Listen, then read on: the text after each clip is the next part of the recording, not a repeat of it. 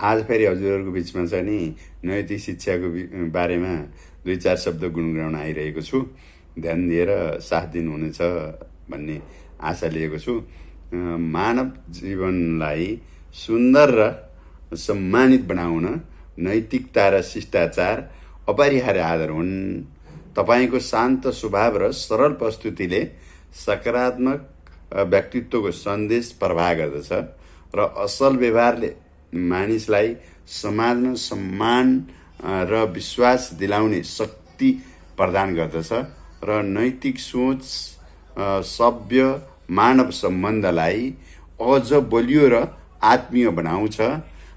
जीवन ज्ञानसँगै राम्रो संस्कार हुनु नै साँचो अर्थमा मानवताको परिचय हो।